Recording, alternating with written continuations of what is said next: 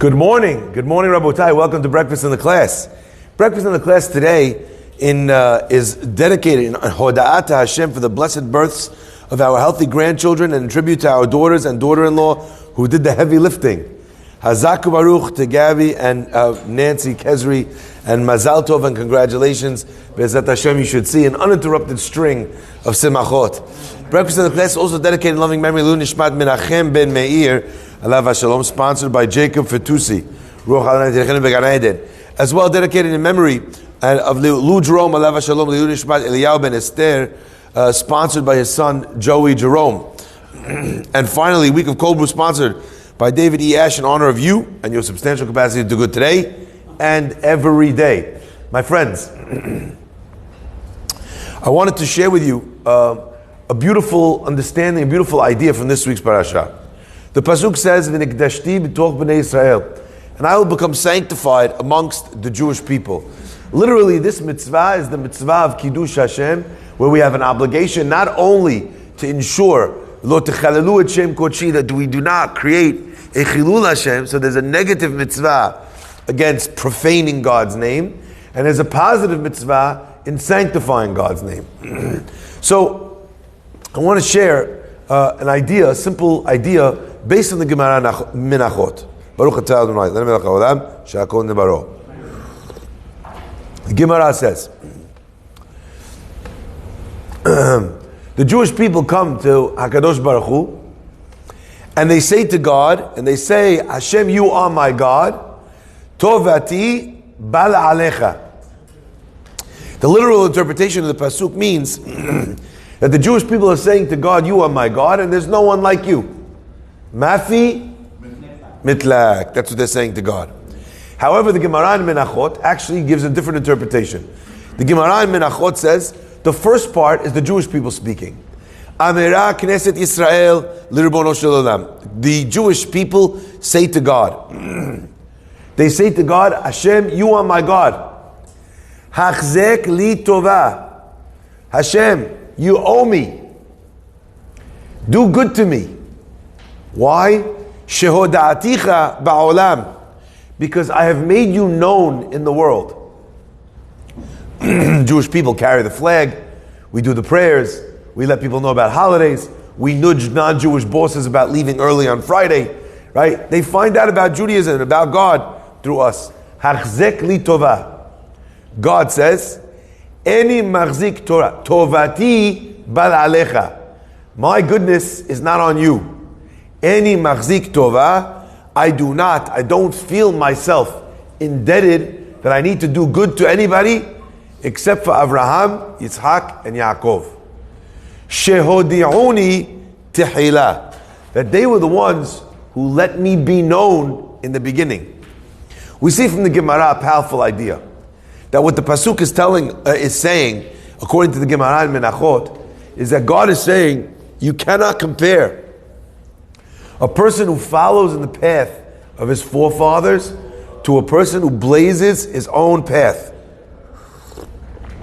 Today, when we do the right thing because we were raised the right way, it's a beautiful thing.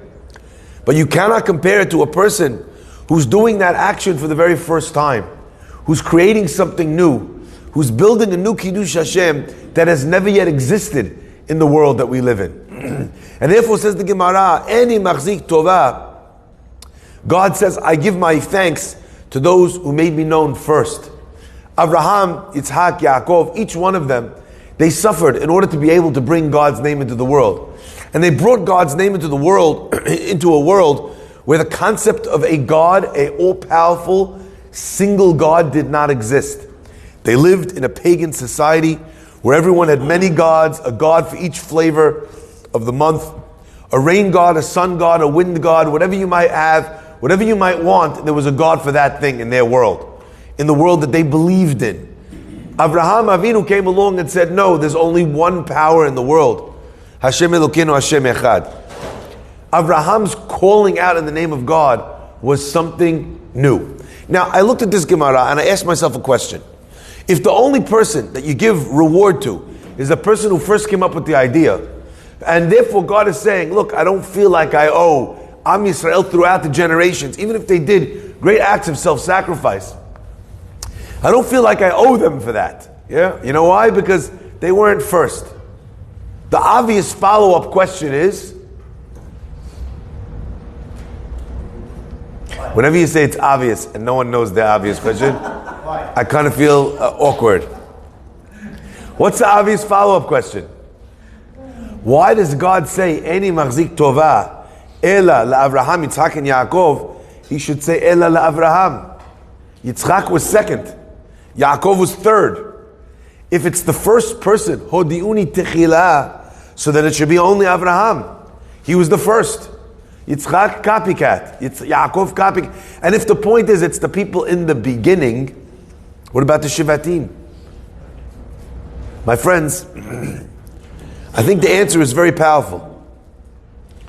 Avraham, Yitzchak, and Yaakov all blazed their own trail in the bringing of God to this world.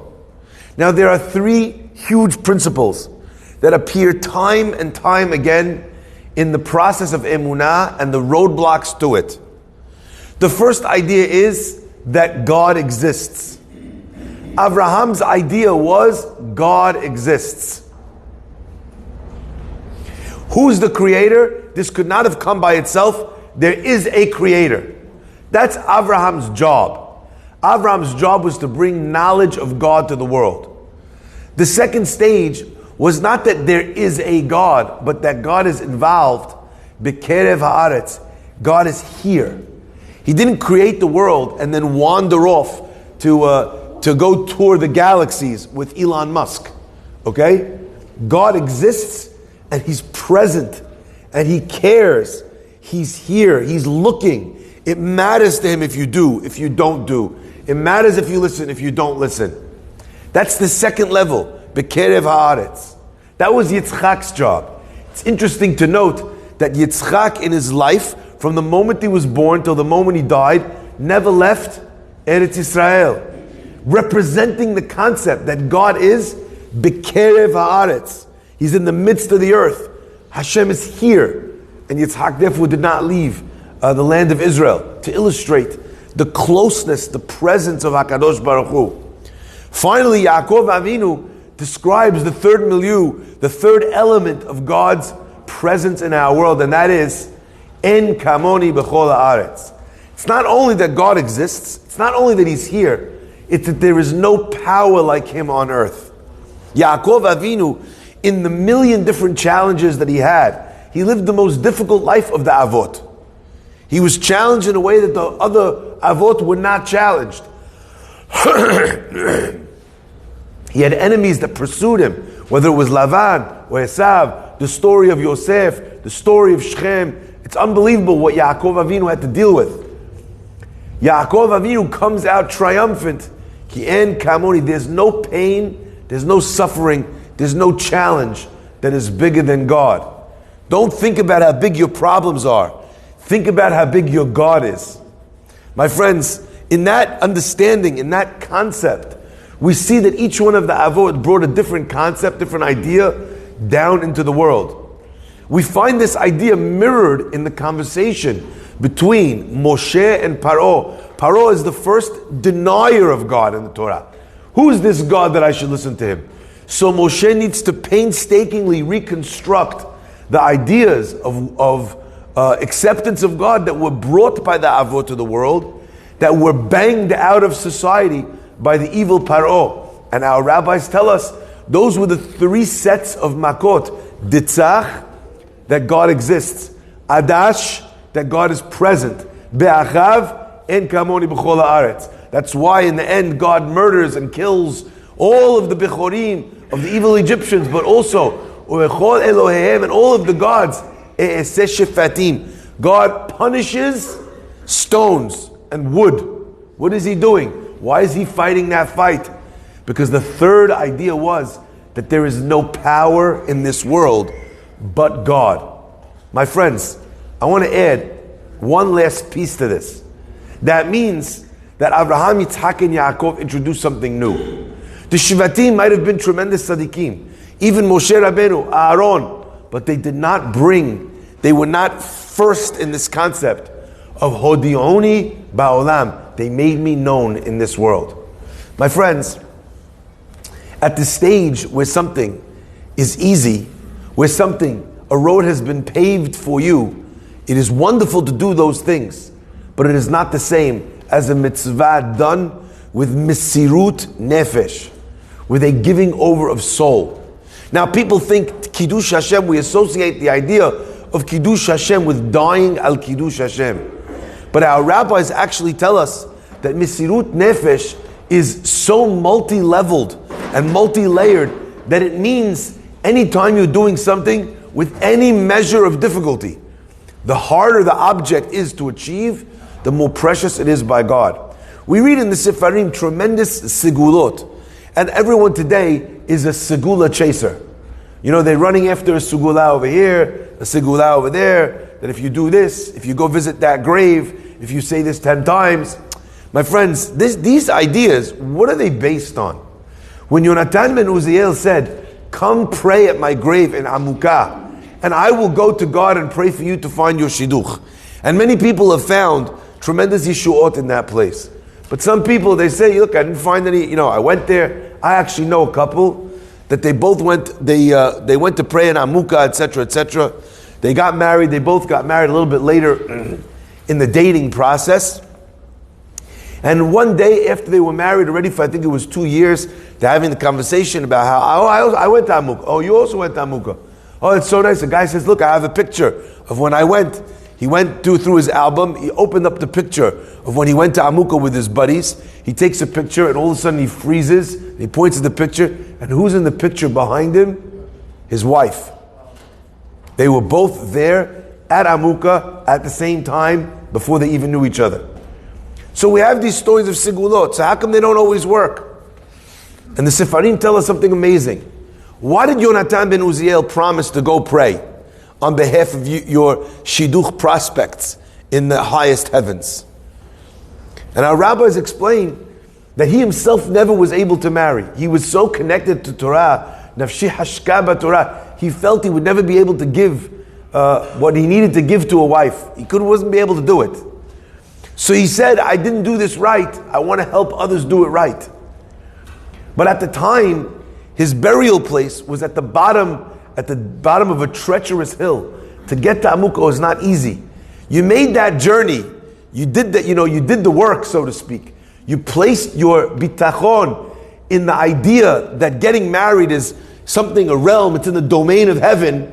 So like Moshe Rabbeinu, when he lifts his hands and the Jewish people look up to the heavens and they recognize that victory is in the hands of God, HaKadosh Baruch Hu answers them. Today, that you could take a helicopter over the mountains, land directly on top of the Tziyun. You think that difficulty is there? You put in no effort. The Mesirut Nefesh level is so low that you didn't do anything. There's a famous segula of donating a certain amount of water to the people that come to Miron on Lag BaOmer. El write about it.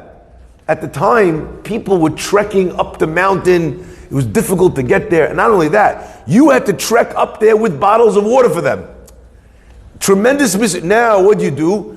Swiped your credit card. The other guy took a bus in the air conditioning. It's not the same thing. Any machzik tova el Abraham Yitzhak Yaakov. For them, they were doing something that was innovative. They had to battle for each step of the way. For them, a machzik tova. We learn inversely from this that HaKadosh Baruch Hu, he feels, God forbid to say these words, but we're using God's own words. He feels indebted to someone who's done something that requires great difficulty, that is new, where they're a trailblazer. There's a young couple who got married with dreams for the future. But no matter what they tried, and no matter how many different treatments they went through, they were unable to have children. One day they're reading the Sefer, and they see actually this idea brought down from the great Chachamim of our past, that when a person acts with tremendous Mesirut Nefesh, when a person does a mitzvah that is so far beyond the capacity, their ability, beyond their comfort level, when they pull themselves out of beyond their comfort level, they go beyond their nature, Borei Olam responds and does miracles for them that are beyond nature. They sat down, this husband and wife, they'd already given up on having a kid. They sat down and they said to themselves, what mitzvah could I do? What shmirah from an averah could I do that's beyond my nature? They thought. He came up with one that was so difficult for him, he couldn't imagine achieving it. She came up with one that was so difficult for her, she couldn't imagine achieving it. They worked on this, my friends. And within 2 or 3 months, she became pregnant, miraculously. My friends, birth itself is miraculous. But Borei Olam sometimes decides that, you know what, I'm going to make miracles on the regular. You'll get married easily. You'll have children easily. But the fact that something happens easily doesn't make it less of a miracle. If something is difficult, it seems beyond nature, beyond our capacity. Our Sefarim tell us that a person should also try and do something which is beyond their nature. Beyond your nature might mean a person who's always lastminute.com deciding they're going to accept Shabbat an hour early. For them, that's like jumping off a bridge. They're always running last minute. To be ready that early, it's so against their grain. A person might decide, even though they're the type of person that holds on to a grudge, that's angry, that they're going to give in, that they're going to allow the other person, that they're going to forgive, whatever it might be. If it's so much against your nature, Borei Olam says, Ani machzik tova. I feel indebted to you for doing something. V'nikdashti b'toch b'nei Israel. I want to share a story with you, my friends, whose origin source, it's written in the Or Zarua, it's written in Tana de Be'eliyahu, it's written as well in the Zohar. The story goes that Rabbi Akiva was once walking, and as he was walking, he saw a man who was black from head to toe, covered in soot. Okay? He was naked, and he was running with a tremendous weight on his back, the weight of 10 men. He was running kimirutzat asus. He was running like he was a horse, not like he was a human. Rabbi Akiva said, Gozrani, I decree upon you that you must stop. The man stops, and Rabbi Akiva says, who are you that you're working this hard? What's your story? So much weight, so fast, covered in soot, head to toe, running naked. He felt bad for him. He said, Im eved ata, if you're a servant, ani podeh otcha, I'll go and pay to get you released from your servitude, from your bondage. And if you're poor and therefore you're working this hard, ani ma'ashir otcha, I will make you wealthy. Rabbi Akiva was fabulously wealthy in the end of his life. Okay, the man says, please don't bother me. There's nothing you could do. He says, what do you mean? He says, leave me alone so I shouldn't get in trouble with the ones who are mimunim alai, who are appointed over me. Rabbi Akiva says, what do you mean? He says, met ani, I'm dead. What you're seeing, he said, is something spiritual. You're seeing this vision of me. I am dead. And it is decreed upon me to do this work every day. I run and run, I gather all this wood, and after I gather all the wood, they burn me in the wood that I've gathered in Gehinnom. And he says, and there's nothing you could do, so I don't want to get punished for not fulfilling my daily requirements. There's nothing you could do. Rabbi Akiva said, is there no takana? Did you ever hear a takana in the heavens for what you're going through? He says, I heard something, but there's no way it will ever be accomplished. So please let me go. Rabbi Akiva pushes further. What did you hear? He said, I heard that if this man had a son, and the son said Kaddish, and they answered Yeheshme Rabbah in the synagogue, if he said Baruch Hu, and the people answered Baruch Hashem V'rach Va'ed, if that happened, then I would be pulled out from my pit of Gehinnom. Wild. But he says, but that will never happen, because I died without children. My wife, when I died, was pregnant, and there's not a person on earth who loves me, who would teach my son, even if it was a son. Rabbi Akiva says, what was your job in this world? I love this part of the Tana Be'eliyahu.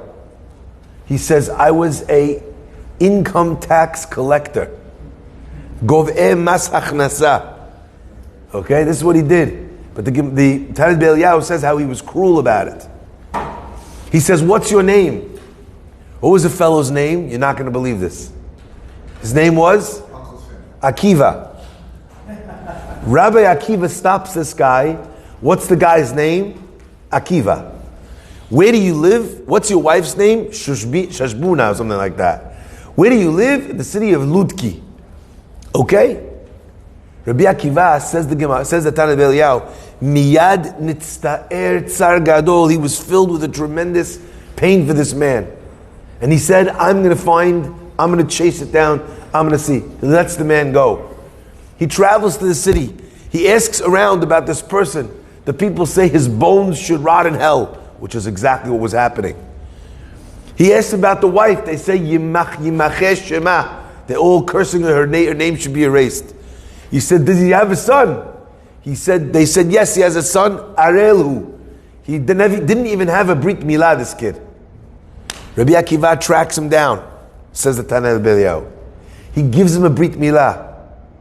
He sits him down to learn, but the kid, nothing goes in. He was like anti-Torah on his molecular structure. Rabbi Akiva is a great teacher. Nothing is penetrating the child. Ad Shetzam, Rabbi Akiva fasted for this boy 40 days in a row. Think about the empathy of Rabbi Akiva.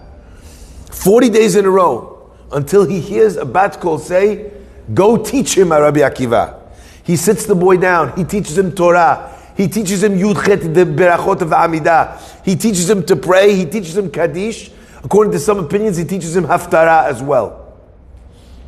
Finally, the boy says the Haftarah, says the Kaddish, says the Baruch Hu, they answer it, and in Shamayim, the man is released from his place. He comes to Rabbi Akiva in a dream, and he says, Tanuach da'atecha in Gan Eden. You should have a tremendous portion in Gan Eden, because when my son said Haftarah, I was lifted out of the pit. When my son said the Kaddish and they answered, they wiped out my gezerot. And when my son said Baruch Hu Baruch Shemo, they did even more for me. An alternate version in the Zohar says that Rabbi Akiva taught him Torah to the point where he became called a rabbi. This person, the son of this Rasha, became known as a rabbi, as one of the Tanaim. And he says that when my son became a rabbi, they put a crown on my head in Gan Eden. This is the Tanit B'Eliyahu. Again, mirrored in the Zohar, brought down by the Or Zarua.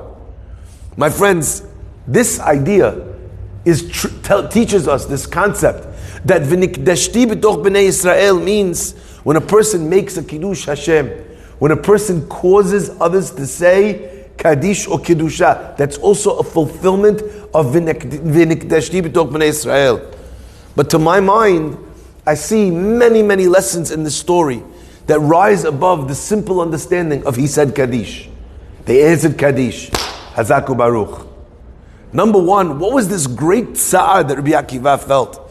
Why did Rabbi Akiva take it so personally? And I think the answer is that Rabbi Akiva doesn't have tsa'ar gadol when he sees this guy running back and forth with the weight. That he has compassion. But when does he feel tsa'ar gadol? When he hears this man say his name is Akiva. Rabbi Akiva contemplated, this could have been me. We know that in Rabbi Akiva's own life story, he was someone who was not a Talmid Chacham to start with. He hated Torah and he hated Talmidei Chachamim. Rabbi Akiva looks at this man and he sees that he was a hated person. He sees that he was a person that didn't live a life of Torah. He sees that he's a person that doesn't have a single person on earth that loves him. He has no friends on earth. Rabbi Akiva says, that could have been me. Would someone have done this for me? Would someone have felt compassion for my outcast of a son? Or would they have taken revenge on my son because they didn't like me? My friends, Rabbi Akiva did what the Tanaim, what Abraham, Yitzhak, and Yaakov did. He took something which didn't exist. He paved a path that no one had trod down. No one gave this kid a chance. They didn't even give him a Brit Milah. By the way, the halacha is a child, who's the mitzvah of Brit Milah on? The father. If it's not on the father, who does it fall on? The son himself. If the son doesn't do it, whose mitzvah is it? The Bet Din of the city. It's the community's job. That community, it's a communal responsibility. They didn't even give him Brit Milah out of the hatred they had for his father and his mother. Rabbi Akiva did what literally, Tehiyata Metim here. My friends, there are times when a person can do a mitzvah in this world where they're just carrying on something that somebody else did. But there's also a tremendous idea when you push yourself beyond your comfort zone. It's not that someone called you, asked you for a donation, you said yes. It's when you set it up yourself. It's when you push in the donation to do more than you're comfortable giving. It's when you make an ask, you make a phone call to someone to ask for money. I don't like asking anybody for anything, Rabbi. That's why you should do it. Because you don't like it. Because it's not comfortable. Because you don't feel like a hero. You feel like a zbale. When you feel that way, then HaKadosh Baruch Hu says, for you, machzik tova, I owe you one. Is there anyone on earth you'd rather owe you one than Borei Olam? You need a miracle? Do a miracle. You do a miracle in your own ma'asim tovim, in your own mitzvot. HaKadosh Baruch Hu responds midah keneged midah in kind. But it's interesting to think that we carry the miracle wand potentially in our own hands. And when we do, Borei Olam mirrors us, and He does. Baruch Adonai Le'olam. Amen.